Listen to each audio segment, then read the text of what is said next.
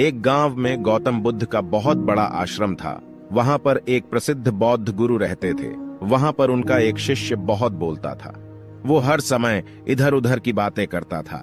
जब वह दान लेने के लिए जाता तो हर घर से एक नई कहानी लेकर आता और आश्रम के दूसरे शिष्यों को सुनाता था।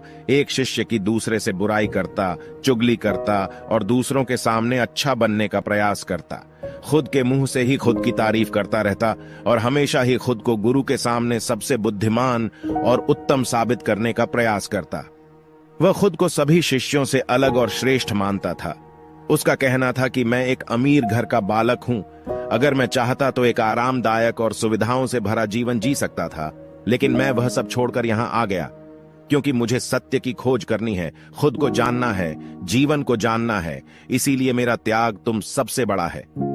एक दिन गुरु ने आश्रम के सभी शिष्यों को बुलाकर कहा, आप सभी को अगले 1 माह के लिए कोई न कोई संकल्प लेना है। इससे आपकी संकल्प शक्ति मजबूत होगी और आप में आत्मशक्ति का संचार होगा।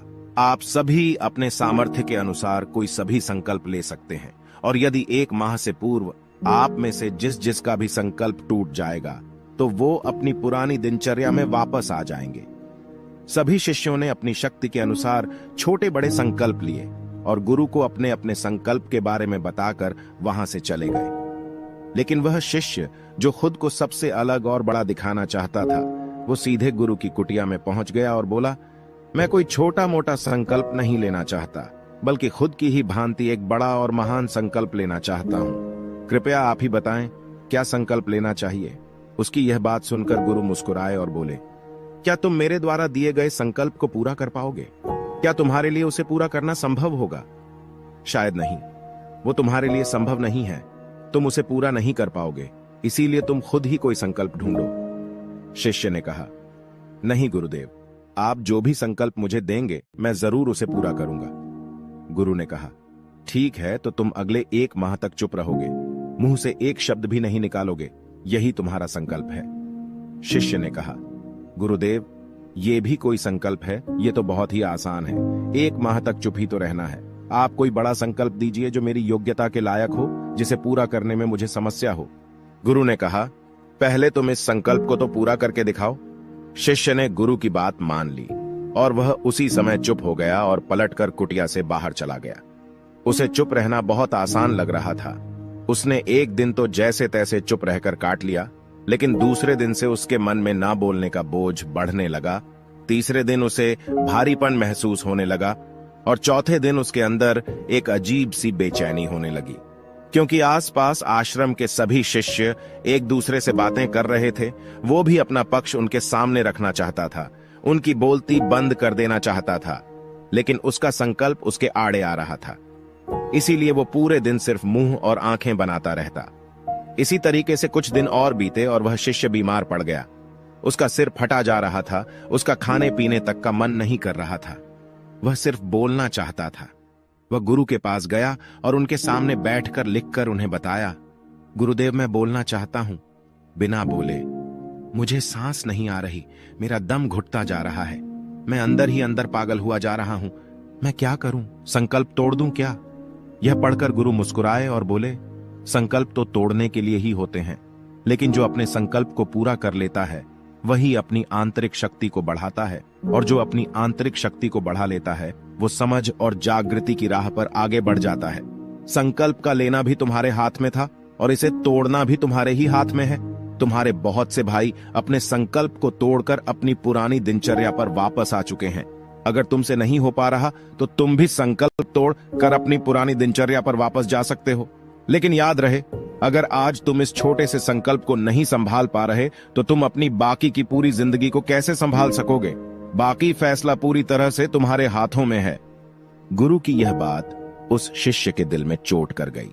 वह बिना कुछ बोले वहां से वापस चला गया और खुद को अपनी कुटिया में बंद कर लिया। वह केवल अपने जरूरी कामों के लिए ही कुटिया से बाहर निकलता, बाकी सारे समय कुटिया के अंदर ही बैठा रहता। 15 दिन बीत चुके थे और आश्रम के लगभग सभी शिष्यों का संकल्प अब तक टूट चुका था, लेकिन उसका संकल्प अभी भी जारी था। संकल्प लेने के बाद से अब तक उसने एक शब्द भी ना बोला था। सारा आश्रम हैरान था कि इतना बोलने वाला इंसान चुप कैसे हो गया। 15 दिन बीतने के बाद वह दोबारा अपने गुरु के पास गया और लिखकर बताया है, गुरुदेव, मैं बाहर से तो चुप हूं, लेकिन मेरे भीतर बहुत सी आवाजें हैं, बहुत सी चीख पुकार और शिकायतें हैं। मैं अंदर ही अंदर बात करता रहता हूं। मेरा मन तरह तरह के प्रश्न पूछता रहता है। मैं बाहर से जितना मौन हूं, भीतर से उतने ही शोर शराबे से भरा हुआ हूं। क्या इस तरह से मेरा संकल्प अभी भी जारी है? गुरु ने कहा, हां, तुम्हारा संकल्प अभी भी जारी है, लेकिन जब तक लोगों की ये आवाजें तुम्हारे कानों में पड़ती रहेंगी, तुम्हारा मन बोलता रहेगा, क्योंकि इसे तो आदत है बोलने की। तुम भले ही बाहर से चुप रहो, लेकिन तुम अंदर ही अंदर बोलते रहोगे। तुम्हें इन बातों से, इन आवाजों से दूर जाना पड़ेगा। शिष्य गुरु को प्रणाम कर वहां से चला जाता है और सुबह होते ही अपनी कुटिया छोड़कर जंगल की तरफ चला जाता है। कई दिन बीत जाते हैं, संकल्प का समय भी पूरा हो जाता है, लेकिन शिष्य लौटकर नहीं आया। आश्रम में सभी को डर था कि कहीं जंगली जानवरों ने उसे खाना लिया हो।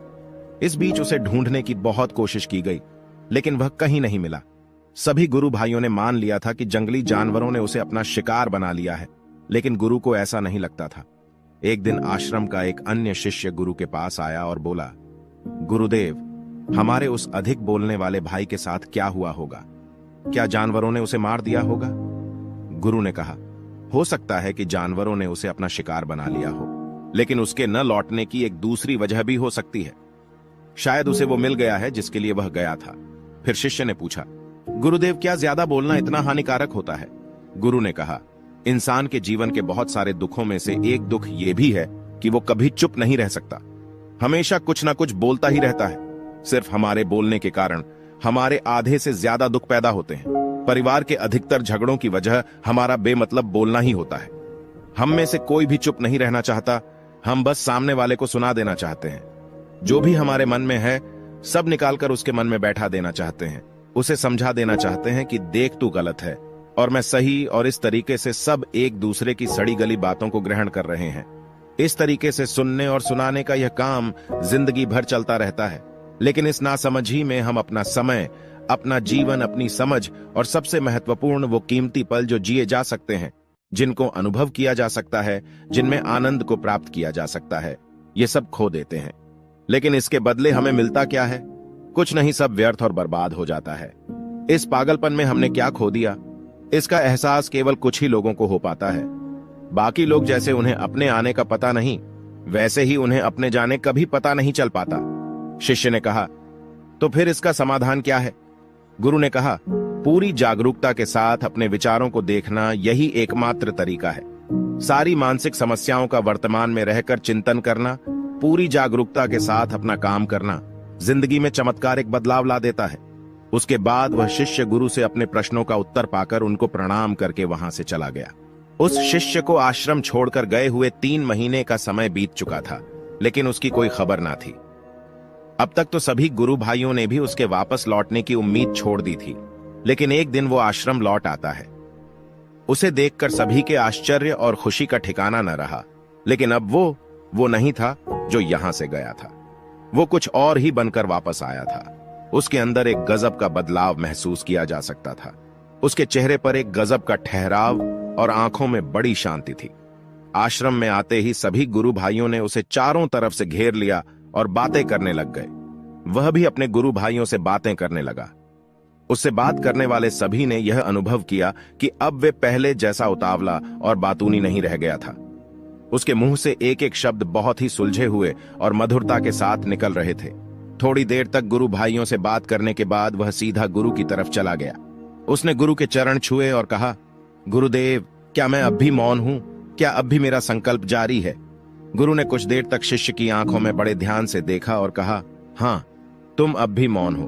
तुम्हारे मुंह से एक भी शब्द निकल नहीं रहा और तुम्हारा संकल्प अभी भी जारी है। शिष्य ने कहा, गुरुदेव, जब मैं आश्रम से गया तो मैं मुंह से तो चुप था, लेकिन मेरे अंदर बहुत सी आवाजें थीं। मन में बहुत से प्रश्न थे और वो बंद नहीं हो रहे थे, तो मैं जंगल में चला गया, इस उम्मीद से कि वह मुझे शांति मिलेगी और मेरे मन की बकबक कम हो जाएगी। लेकिन मैं जितना एकांत में जाता गया, मेरे अंदर की आवाज उतनी ही तेज होती गई।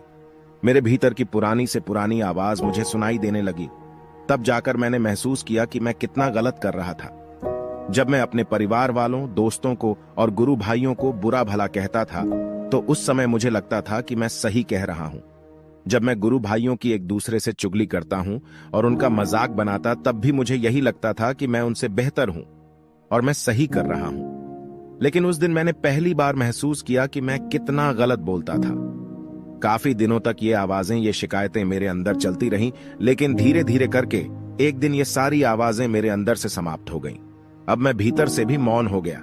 उस घने जंगल में बाहर से कोई बोलने वाला था नहीं और भीतर कोई आवाज बची ही नहीं थी। और मैं उस दिन पहली बार मौन का सही अर्थ समझा। मेरे चारों तरफ बहुत शांति थी। हालांकि अभी भी कुछ आवाजें आ रही थीं, जो पहले भी आती थीं, लेकिन मैं उन्हें सुन नहीं पाता था। पर अब वह सभी आवाजें मुझे स्पष्ट रूप से सुनाई दे रही थीं। हवा के चलने की आवाज, चिड़ियों के चहकने की आवाज और पानी के बहने की आवाज। ये सभी आवाजें मैंने पहली बार पूरे होश पूर्वक सुनी। अपने चारों तरफ इतनी शांति मैंने पहले कभी महसूस नहीं की थी। तो इस शांति को भंग करने के लिए मैंने पहली बार अपने मुंह से कोई शब्द निकाला। मैं चिल्लाया, हे ईश्वर, यह कैसी शांति है? सभी कुछ इतना शांत क्यों है? ऐसा क्या हो गया? लेकिन मेरे चिल्लाने के बाद भी वह शांति भंग नहीं हुई। सब कुछ पहले के जितना ही शांत था, बाहर भी और भीतर भी। हे गुरुदेव, मैंने अपने गुरु भाइयों से बात की, मैंने आपसे बात की। मैं बोल रहा हूं, मैं चल रहा हूं, मैं सब कुछ देख रहा हूं, लेकिन मैं अपने भीतर एकदम एकांत में हूं, मौन में हूं। भीड़ में होता हूं, तब भी भीतर से अकेला एकांत में होता हूं। जब मैं खुद में भी शोर करना चाहता हूं, तब भी एकांत में ही होता हूं। अब सब दिखाई पड़ने लगा है, सब सुनाई पड़ने लगा है। गुरु ने कहा, जब तक हम बाहर की तरफ बोलते रहेंगे, भीतर अशांति ही रहेगी। लेकिन जिस दिन हम भीतर की तरफ मुड़ जाएंगे, तब हमारे मुंह से कुछ भी निकलेगा, हम शांत ही रहेंगे। दुनिया में जितनी भी बुराइयां हैं, ज्यादातर हमारे बोलने से ही उत्पन्न होती है, क्योंकि हम चुप रहना नहीं चाहते। हम जितनी जरूरत है उससे कहीं ज्यादा बोलते हैं। हम सामने वाले को सुनना नहीं चाहते, बल्कि उसकी बोलती बंद कर देना चाहते हैं। उसे समझा देना चाहते हैं कि मैं कौन हूं, मैं क्या कर सकता हूं, और यही हमारी जिंदगी का मकसद बनकर रह जाता है। हमारी सारी ऊर्जा इस व्यर्थ के बोलने में बर्बाद होती रहती है। ऐसे ही समाज में लोगों का जीवन दुखों से भर जाता है, जो हमेशा एक दूसरे को सुनाने में लगे रहते हैं। कभी एक दूसरे को सुनना नहीं चाहते, समझना नहीं चाहते, और चुप रहना तो उन्होंने कभी सीखा ही नहीं, क्योंकि चुप रहना उन्हें छोटा महसूस करवाता है। दुनिया की सभी लड़ाइयों का कारण हमारा बोलना ही है, इसलिए हमें सिर्फ उतना ही बोलना चाहिए जितना जरूरी हो, क्योंकि व्यर्थ का बोलना ऊर्जा को नष्ट करना है, और ये बोलना ही हमें कभी अपने भीतर की ओर लौटने नहीं देता, क्योंकि यह हमें बाहर की ओर खींच कर रखता है, और बाहर है ही क्या इस संसार के अलावा। लेकिन अगर अपने भीतर के संसार की ओर मुड़ना है, तो इस मुंह को बंद ही रखना चाहिए। इसीलिए जितने भी बुद्ध हुए, आत्मज्ञानी हुए, वो सभी एकांत की ओर भागे, ताकि उन्हें ज्यादा ना बोलना पड़े, ज्यादा सुनना ना पड़े। वो एकांत में रहें और शांत रहे, इसीलिए आसानी से भीतर की यात्रा कर पाए। लेकिन अगर कोई चाहे तो इस संसार में रहकर भी एकांत में रह सकता है, शांत रह सकता है, लेकिन इसके लिए उन्हें अपनी ऊर्जा बचानी होगी, जिसे वह अब तक अपने व्यर्थ के शब्दों में बर्बाद कर रहे थे। दोस्तों, इस कहानी की सीख यही है कि व्यर्थ का बोलना ऊर्जा को नष्ट करना है। ज्यादा और व्यर्थ बोलना ही हमें अपने भीतर की ओर लौटने नहीं देता, क्योंकि यह हमें बाहर की ओर झुकाए रखता है, और जिन्हें भीतर की यात्रा करनी है, उन्हें अपने मुंह को बंद ही रखना चाहिए। मुझे उम्मीद है कि आपको यह कहानी पसंद आई होगी और काफी कुछ सीखने को मिला होगा। कहानी के बारे में अपने विचार आप हमें नीचे कमेंट बॉक्स में कमेंट करके बता सकते हैं। जाने से पहले वीडियो को लाइक करें और चैनल को सब्सक्राइब जरूर करें। I know you told your friend you're not okay. Tell me what's wrong.